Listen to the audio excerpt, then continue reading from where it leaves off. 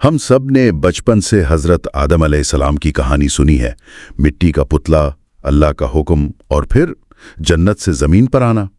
लेकिन क्या ये कहानी सिर्फ इतनी ही है? आज हमारे पास जो मवाद है ना, वो इस कहानी के अंदर छुपे एक बहुत गहरे राज की तरफ इशारा करता है।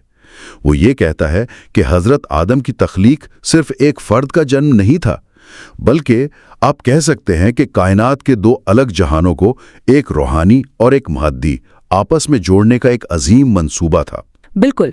और ये मवाद हमें एक बहुत बुनियादी सवाल पर सोचने पर मजबूर करता है कि अगर हजरत आदम सिर्फ मिट्टी से बने थे, तो फरिश्तों जैसी नूरी मखलूक को उन्हें सजदा करने का हुक्म क्यों दिया गया?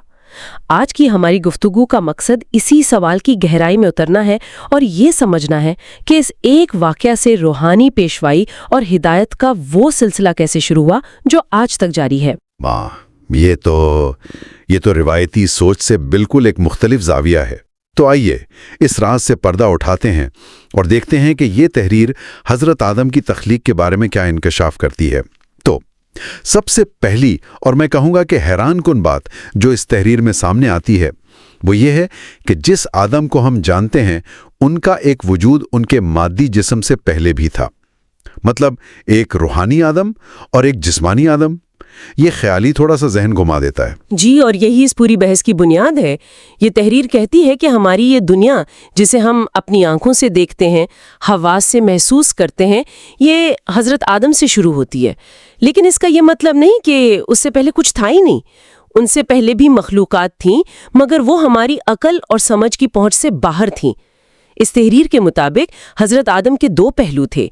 एक उनका रूहानी जौहर जो पहले से मौजूद था, एक स्पिरिचुअल कोर की तरह। बिल्कुल। और दूसरा उनका जिस्मानी वजूद जो बाद में मिट्टी से बनाया गया। अच्छा, तो ये कुछ ऐसा हुआ जैसे किसी किताब का ख्याल या उसका मवाद पहले से मुसन्निफ के जहन में हो और फिर बाद में उसे कागज और स्याही का जिस्म दिया जाए।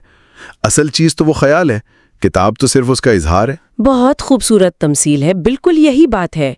और यहीं से इब्लीस के सजदे से इनकार की वजह भी वाज़ेह होती है, जो इस कहानी का एक बहुत अहम मोड़ है।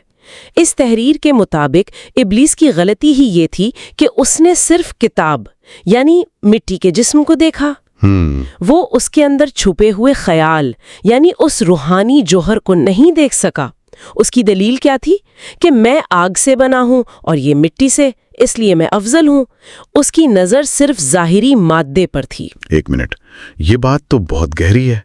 यानी इब्लीस का इनकार सिर्फ तकब्बुर नहीं था, बल्कि ये उसकी महदूद सोच, उसकी रूहानी बसीरत की कमी का नतीजा था। वो मादे से आगे देख ही नहीं पाया।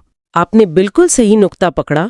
इसका इनकार इस बात का सबूत था कि वो हकीकत की सिर्फ एक सतह को समझ सका। वो ये जानने से कासिर रहा कि सिजदे का हुक्म मिट्टी के ढांचे को नहीं, बल्कि उस इलाही जौहर को था जिसने इस ढांचे को एक बेमिसाल मखलूक बना दिया था। चलें इसी रूहानी जौहर पर मजीद बात करते हैं। तहरीर में इसके लिए खास इस्तिलाह इस्तेमाल हुई है, जौहर नातिका। ये सुनने में बहुत फलसफियाना लगता है।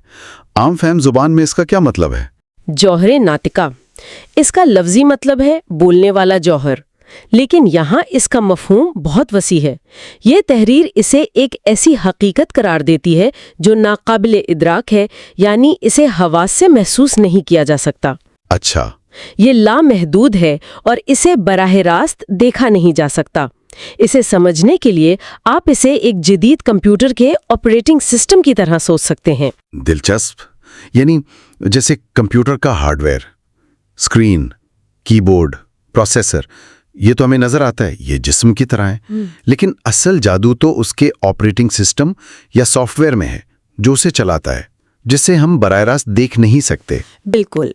और वो सॉफ्टवेयर ही उस हार्डवेयर को एक आम मशीन से कहीं ज्यादा ताकतवर बनाता है। इसी तरह ये जौहर नातिका या रूह वो इलाही सॉफ्टवेयर है जिसके लिए एक खास हार्डवेयर यानी इंसानी जिस्म को डिजाइन किया गया। ये तहरीर कहती है कि इंसानी जिस्म को इत्तेफाकन नहीं बनाया गया, बल्कि इसे खास तौर पर इस गहरी और ताकतवर रूह को संभालने और उसके इजहार के लिए बेहतरीन शक्ल में तख्लीक किया गया। सही। फरिश्तों का सजदा सिर्फ हार्डवेयर के लिए नहीं था, बल्कि उस हार्डवेयर और सॉफ्टवेयर के कामिल मिलाप के लिए था जो अल्लाह की तख्लीक का शाहकार था। तो اس کا مطلب تو پھر یہ ہوا کہ جسم ایک ایسا برتن ہے جسے خاص طور پر اس روح کے خزانے کو رکھنے کے لیے بنایا گیا تھا. یہ کوئی عام برتن نہیں بلکہ ایک پرپس بلڈ ویسل ہے. جی، اور جب یہ دونوں مل گئے تو ایک ایسی مخلوق وجود میں آئی جسے خلیفت اللہ فی الارض، یعنی زمین پر اللہ کا نائب بننے کی صلاحیت دی گئی. تو اگر آدم کا جسم اس خاص روح کے لیے بنایا گیا ایک برتن تھا تو ظاہر ہے ان کا مقصد بھی خاص ہوگا، اور یہیں سے امامت کا تصور سامنے آتا ہے نا. تحریر میں انہیں اپنے زمانے کا امام کہا گیا ہے. جی، اب ہم کہانی کے اگلے اہم حصے کی طرف بڑھ رہے ہیں. یہاں امام کا لفظ عام فہم معنی میں استعمال نہیں ہو رہا جیسے ہم مسجد کے پیش امام کی بات کرتے ہیں. یہاں اس کا ایک بہت خاص اور روحانی مطلب ہے.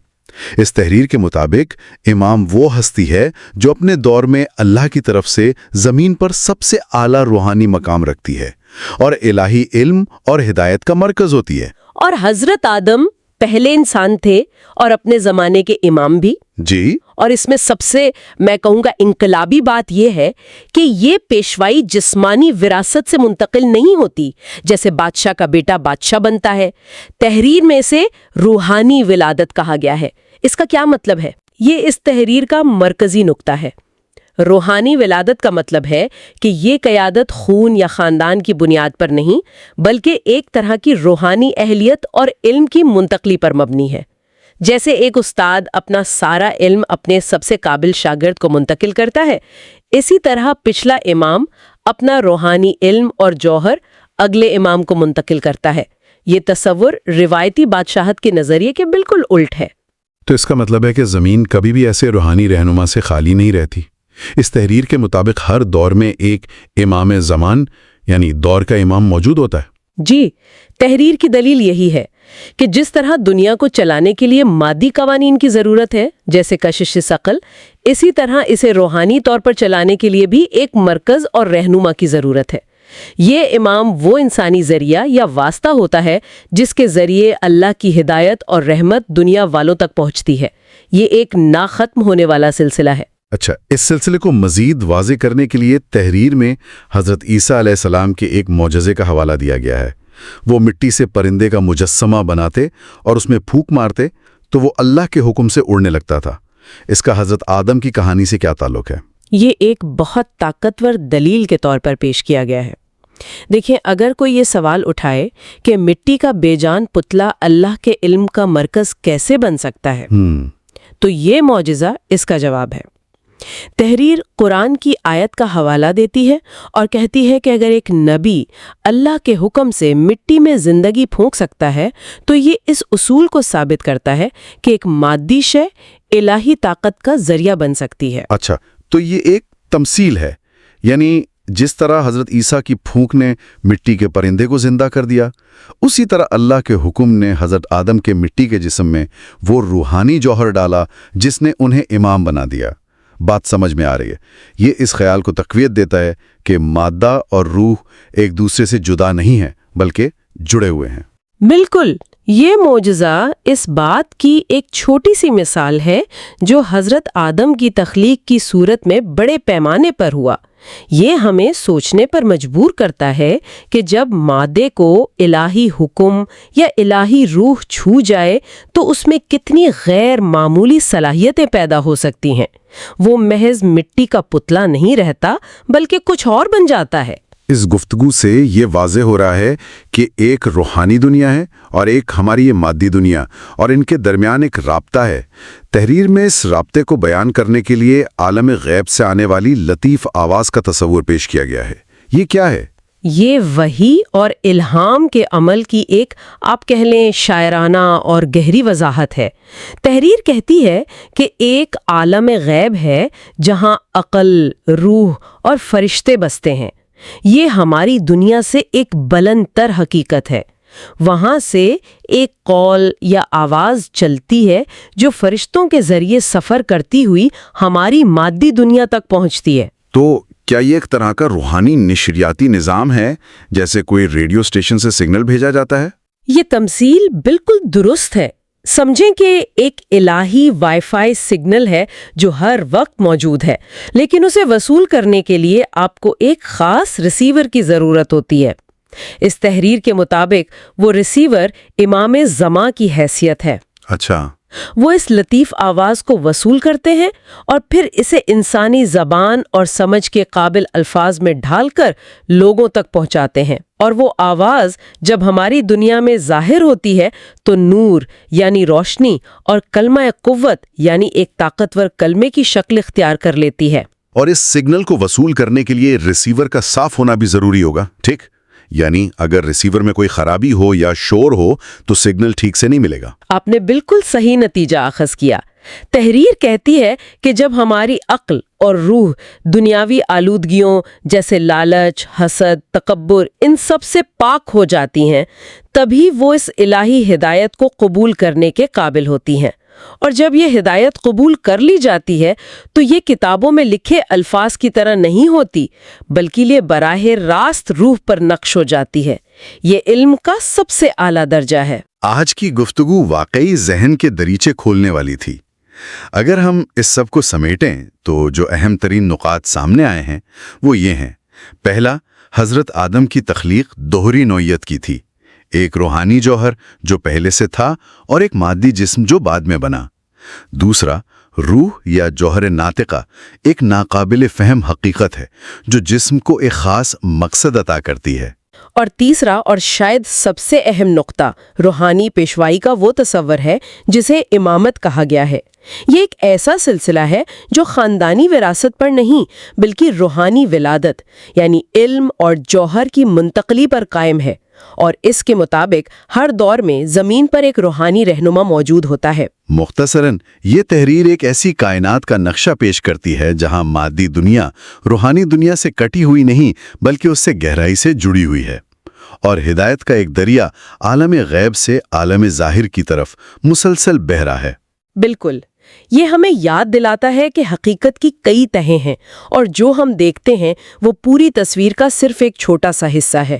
اور اسی سوچ کے ساتھ ہم سننے والوں کے لیے ایک سوال چھوڑے جاتے ہیں۔ اس تحریر میں دعویٰ کیا گیا ہے کہ جب عقل اور روح دنیاوی آلودگیوں سے پاک ہو جاتے ہیں تو ہدایت براہ راست روح پر نقش ہو جاتی ہے۔ آج کی تیز رفتار اور مادی دنیا میں ذہن اور روح کی اس پاکیزگی کے لیے کون سے عملی طریقے ہو سکتے ہیں، اور یہ نقش شدہ ہدایت کسی کی زندگی میں کس شکل میں ظاہر ہو سکتی ہے؟ اس پر ضرور سوچئے گا۔